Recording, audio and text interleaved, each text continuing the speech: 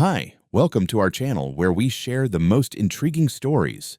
When architect Ryan Brooks built his dream lake house, he imagined peace, not war. But one HOA president had other plans, ones that involved bulldozers, fake rules, and a crusade against a house she didn't control. What followed was a showdown no one saw coming.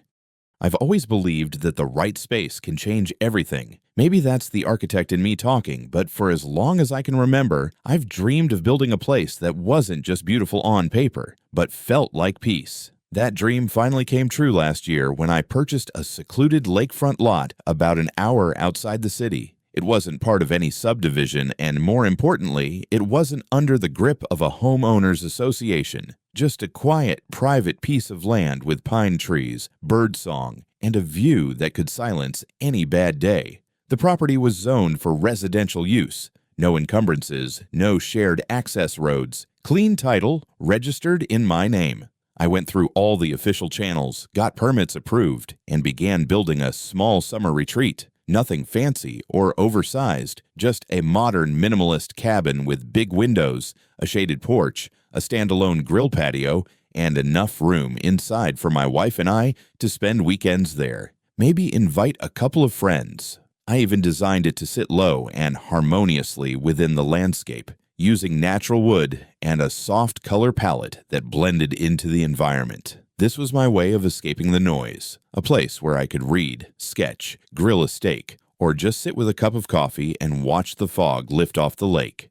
Security-wise, I didn't cut corners. As someone who's worked on high-end residential projects, I knew too well how fragile peace could be. I installed motion-detecting floodlights, weatherproof cameras covering every angle of the property, a smart alarm system tied to my phone, and a backup generator in case of outages. I wanted the place to be not just cozy, but self-sufficient and secure. Everything was coming together exactly how I envisioned it, until the first time I met Karen. The neighboring property across the small access road was part of an upscale lakeside development, the kind with identical homes, manicured hedges, and community standards printed in glossy binders. It didn't affect me, or so I thought. I wasn't part of their HOA. I wasn't even inside their legal boundary. But that didn't stop their president, a woman named Karen Wells, from treating my land like it was her problem to solve. I first met Karen Wells on a Tuesday morning while I was staining the deck railings. I'd just finished pouring myself a coffee from the thermos and was admiring how the color matched the tone of the siding when I heard the unmistakable click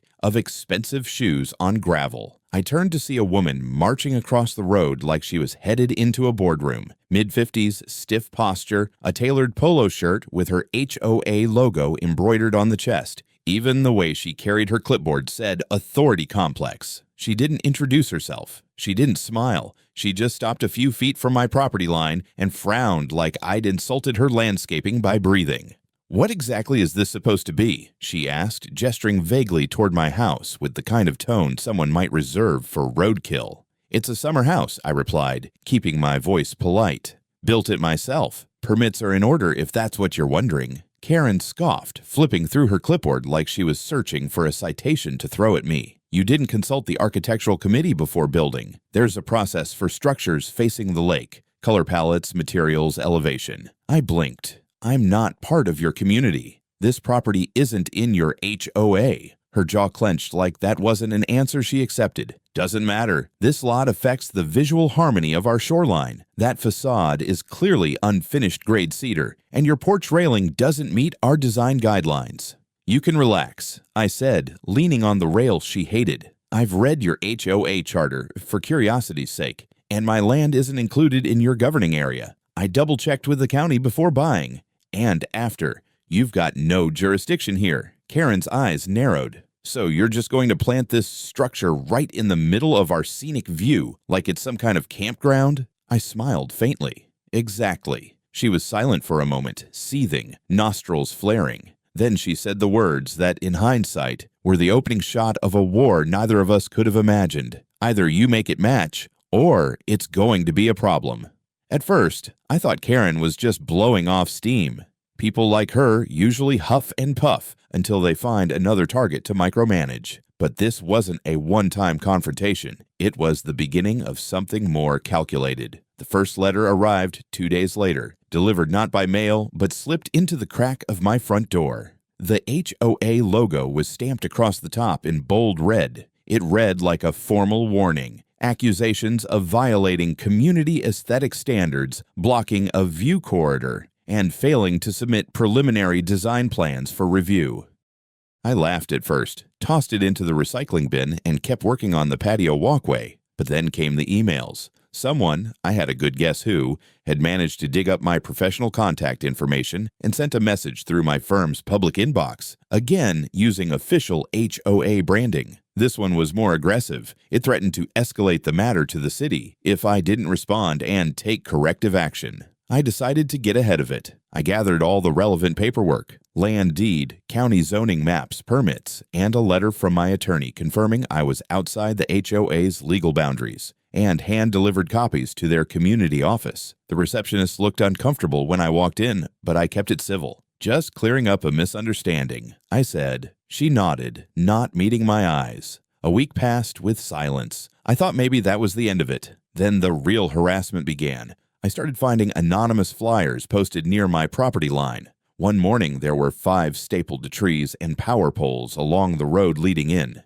"Illegal structure on the lake. Demand action now," they screamed in all caps, followed by a grainy zoomed-in photo of my house taken from the HOA side of the shoreline. It looked like someone had used a telephoto lens from a kayak. I even caught Karen standing across the street one afternoon, holding her phone up as if taking pictures for evidence. When I stepped onto the porch and waved, she turned abruptly and walked away, pretending she hadn't been there at all. Then came the complaints. Phony, but disruptive. I had code enforcement at my door twice in a month. First, it was about excessive noise from power tools. Then it was an environmental concern over alleged chemical runoff from my staining work, which I wasn't even doing that week. The inspectors, to their credit, were professional and even apologetic when they realized nothing was out of order. One of them muttered under his breath, "We get a lot of these." Same caller, never any real issue. I knew exactly who the caller was. I tightened security, set up motion alerts, remote access to the feed, expanded the voice notification on the alarm system.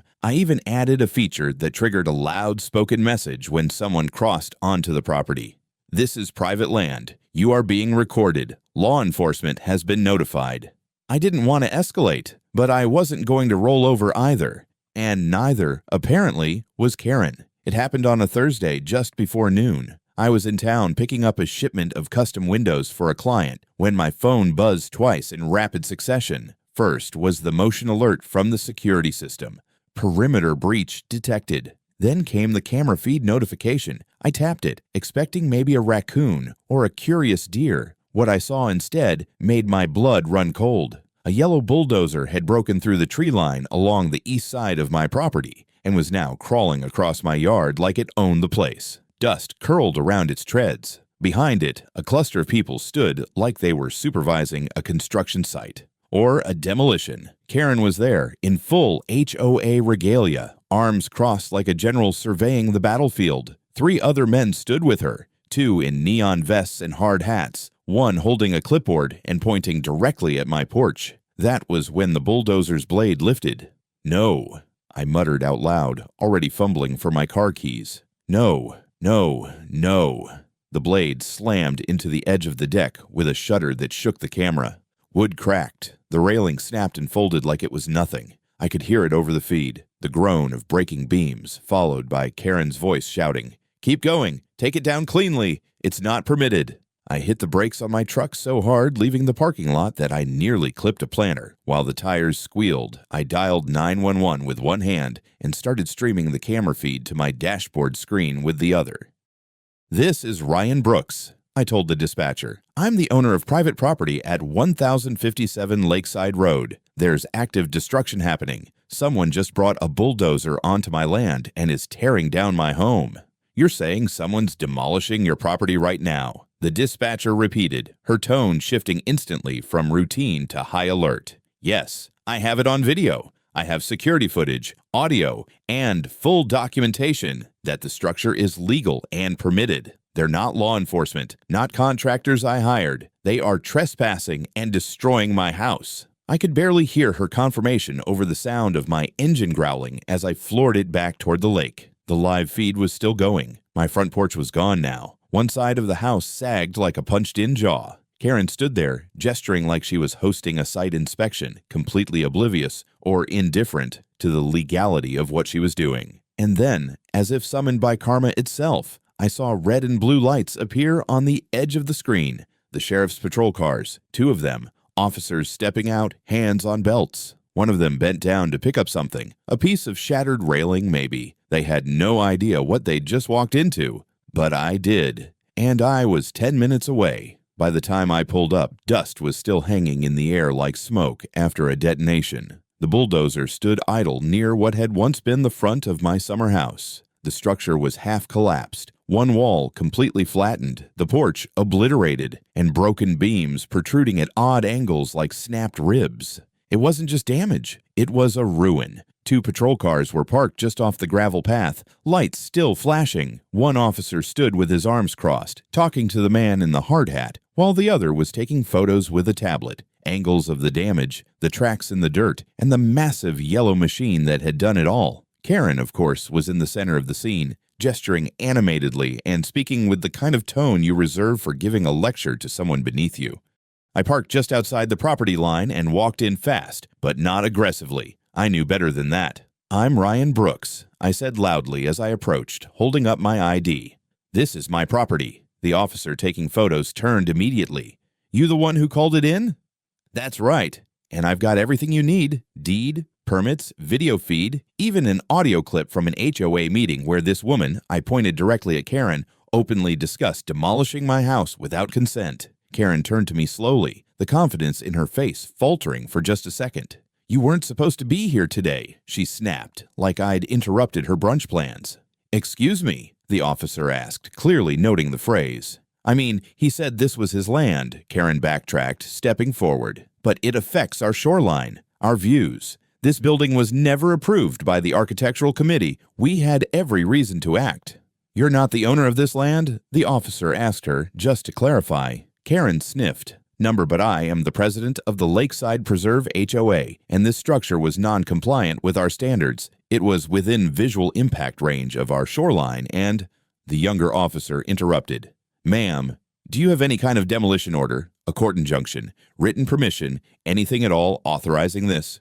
Karen looked at him like he'd asked her to recite the Pythagorean theorem. "No, but as president, that's a no." The officer cut in. "And are these men your employees?" "They're community contractors, volunteers. This was a community action." The man in the hard hat turned pale. "I was told this was authorized. She said the HOA had the right. I wouldn't have—" "Sir, I'm going to need you to stop talking for your own sake," the officer said calmly. Then he turned to me. "Mr. Brooks, can we see the documents?" I handed over the folder. Full property survey, construction permit from the county, video and image captures from the smart system, including time-stamped clips showing the moment the bulldozer struck, plus the voice clip I'd mentioned. The officer didn't even finish reading before looking at his partner and nodding. "Ma'am," he said to Karen, "you are under arrest for destruction of private property, criminal trespass, and unlawful coordination of unlicensed demolition activity. Please turn around and place your hands behind your back." "What?" Karen gasped. "Are you insane? I was protecting community interests. This was blight." The officer didn't flinch. "Ma'am, you organized and oversaw the physical destruction of a registered private residence without consent, without a permit, and without jurisdiction. That's not civic duty. That's a felony." As the cuffs clicked into place around her wrists, one of the neighbors from the HOA side appeared near the edge of the lot, phone in hand, recording everything. Karen saw him and shouted, "Turn that off. I'll sue you." Too late. It was already going live on Facebook. The officers detained the hard hat man and 2 others from the site. I heard one of them say, "I told her this was sketchy," as he was led to the car. I stood off to the side, fists clenched at my sides, breathing deeply to keep my head clear. My house was a wreck. Months of work, gone in an hour of arrogance. But there was a strange, quiet satisfaction watching the woman who'd tormented me for weeks get read her rights in the same spot where she'd staged her little community improvement project. They hadn't expected resistance. They hadn't expected cameras. And they sure as hell hadn't expected me to show up with the law on my side. The next hour was a chaotic blur of flashing lights, paperwork, and statements. But I remember every detail. Karen sat in the back of one of the patrol cars, arms folded, staring straight ahead, like she was meditating her way out of the situation. Her hair was frizzing slightly from the humidity. And I'll admit, a small, vindictive part of me enjoyed that. The HOA president, once so composed and domineering, now cuffed, sweating, and silent, waiting for someone, anyone, to tell her she was still in control. But no one did. The officers moved quickly and efficiently. They separated the workers, got their IDs, took their statements. The guy in the hard hat, who turned out to be a freelance site manager the HOA had used before, tried to claim he was just following orders, that he thought it was approved by the city. But when the deputy asked why he didn't verify the property boundaries or require written authorization before driving heavy equipment onto someone's land, he had no answer. One of the workers said, "I just thought it was another HOA lot they were clearing," and asked if they could just go home now. They didn't.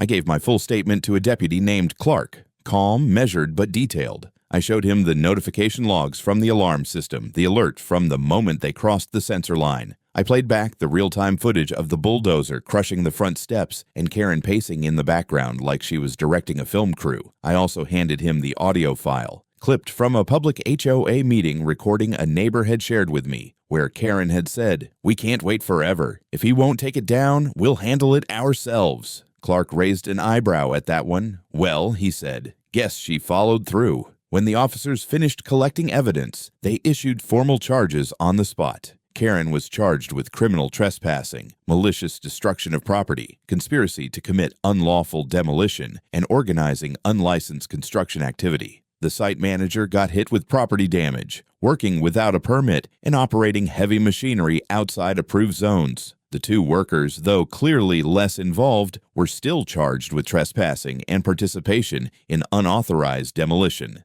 They were all transported to the county jail that afternoon.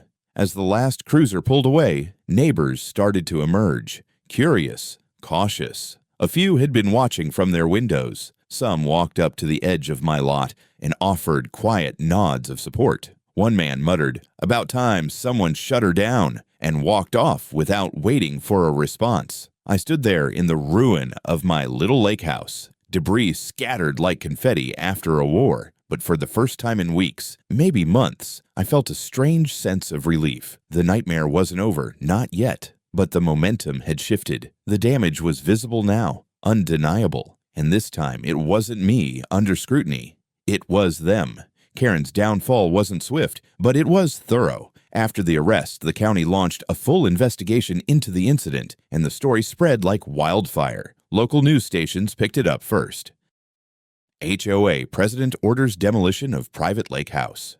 Complete with footage of Karen being handcuffed next to the bulldozer she'd proudly summoned. It made the rounds on Facebook, Nextdoor, even Reddit. People love a good HOA horror story, and this one had everything. Entitlement, destruction, and a very public crash from grace. My lawyer, Linda Reeve, came highly recommended and had the kind of calm, surgical demeanor you want on your side when dealing with someone like Karen. We filed a civil suit within a week of the incident. Destruction of private property, trespass, malicious intent, emotional distress, and loss of use. We requested $250,000 in damages. Conservative, considering the cost of rebuilding, loss of value, and legal fees. Linda assured me that the facts were on our side. Karen, of course, lawyered up with an expensive firm, the kind that usually defends shady developers and white-collar fraudsters. They tried everything, claiming it was a miscommunication, arguing that my home was an unpermitted nuisance, even implying that I had provoked the HOA into action by being intentionally defiant. That part almost made me laugh. My crime was minding my business.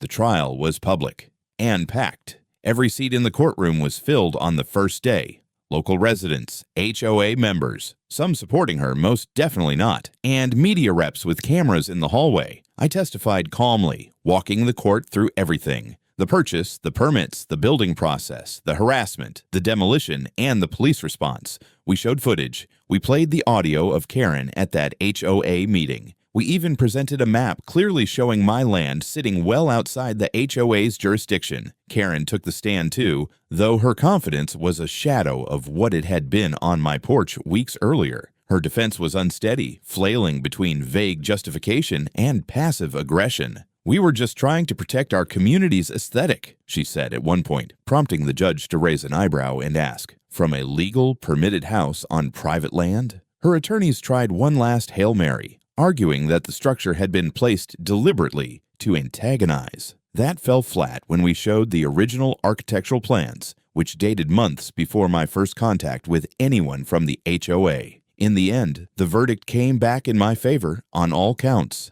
The jury awarded the full $250,000 plus court costs. The judge issued a scathing written opinion calling the HOA's actions a gross overreach of power rooted in arrogance and disregard for private property rights. Karen didn't speak to the press after the ruling. She just walked out of the courthouse with her head down, flanked by her attorneys. Her HOA board called an emergency vote the next week and removed her from her position unanimously.